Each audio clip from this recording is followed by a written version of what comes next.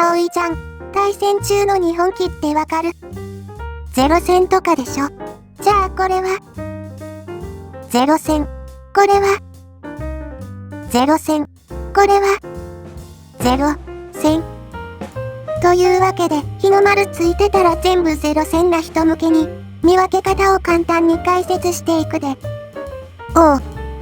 メジャーな戦闘機だけしか言わへんから、がっかりせんといてや。まずは、0戦こと三菱、0式艦上戦闘機やな。言うまでもなく日本一有名な戦闘機や。特徴は黒いエンジンカウル。以上。いや、以上。じゃなくてさ。だって、カウル黒かったら、だいたい0戦やし。もう少し丁寧にしよう。しゃあないなあ。あとわかりやすいのは、大きくて分割の多いキャノピー。おにぎり型の垂直尾翼にキュッて尖った尻尾。そんなとこかな。これだけでわかるの？せやな。まあ、他の機体見ていったら違いがわかってくるやろ。次は中島一式戦闘機はやぶさや。中島飛行機特有の前縁一直線の主翼が特徴的やな。万歳してる感じや。さっきのは0戦はこんなん。確かに違う。胴体はかなり細くて直線的な印象や。キャノピーはそれほど大きくない。尻尾は尖ってないし。もし迷ったらアンテナ支柱の位置がちゃうからわかるで。ほんとだ。他にも主翼付け根が出っ張ってたり、四脚上げても蓋ついてなかったり、尾輪が出っ放しやったり、細か。まあ細かいところはパッと見わからんからええんちゃう？いいんだ。次行くで。同じく中島二式探査戦闘機正気や。正気って何？道教の神さんやってさ。なんだこのおっさん。バチ当たんね。正気は太いエンジンの割に主翼が短いのが特徴や。それと水平尾翼が前の方にある。なんか違和感あるかも。あと、コックスピットが後ろの方にあるのも特徴やな。まあ違うのはわかった。よっしゃじゃあ次。川崎三式戦闘機比叡や。多分一番見分けやすいで。シュッとしてるね。日本機ではレアな液冷エンジン積んどるからな。多分、他の説明いらんと思うけど。強いて言うならラジエーターか。ラジエーター？お腹についてるこれな。冷却液を空気で冷やすためのやつや。あと一部例外はあるんやけど、胴体までフィットしたファストバック型のキャノピーも特徴やな。次行こうか。中島4式戦闘機はやて。また中島。知名度低いけど、中島はいっぱい作ってんねん。そうなんだ。はやては、はやぶさと正気のいいとこ取りで、両機の特徴が混ざってる。主翼形状ははやぶさに近いけど、水平尾翼とコックピット配置は正気やな。全長の割に低くて丸っこい垂直尾翼が特徴や。中島で唯一、アンテナ支柱が後ろやからまだわかりやすいと思うで。もう結構わからなくなってるんだけど。後で復習コーナー用意してるから大丈夫やで。準備万端かよ。じゃんじゃん行くで。川崎5式戦闘機。これは、非煙の不調な液冷エンジンを、馴染みの空冷エンジンに換装した機体や。頭を隠せばこの通り。一緒だ。せやねんけど、個性的なスタイルが消えて、他と見分けがつかんくなってもうた。確かに。ポイントは、エンジンと胴体の間の段差。そんで、排気管が見えへんってことやな。排気管。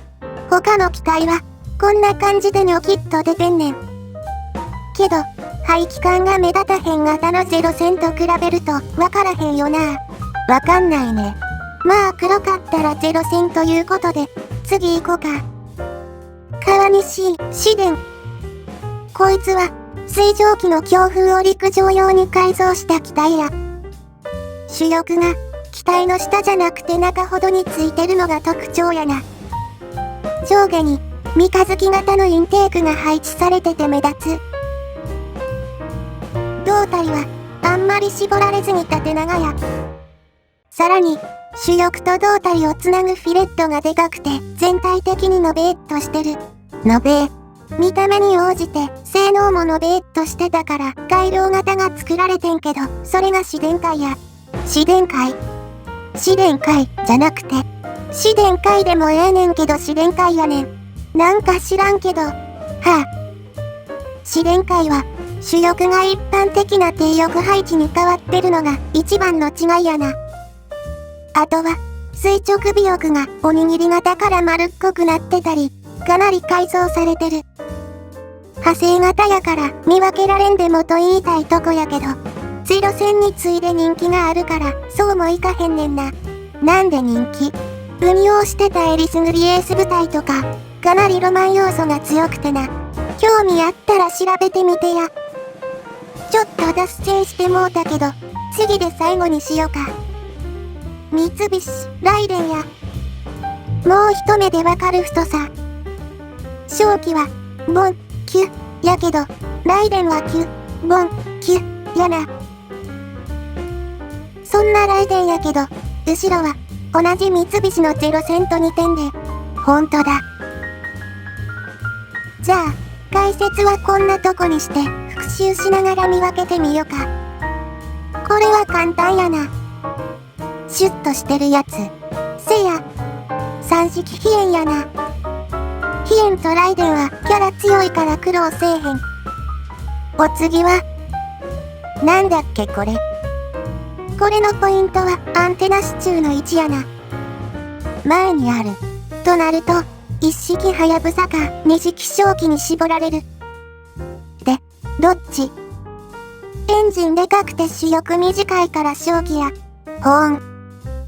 横からのアングルやったら、コックスピットと尾翼で見分けがつく。正気は中央に寄ってるからな。なるほど。じゃあ次。こいつに関しては丁寧に絞っていこうか。まず、飛燕やライデンちゃうわな。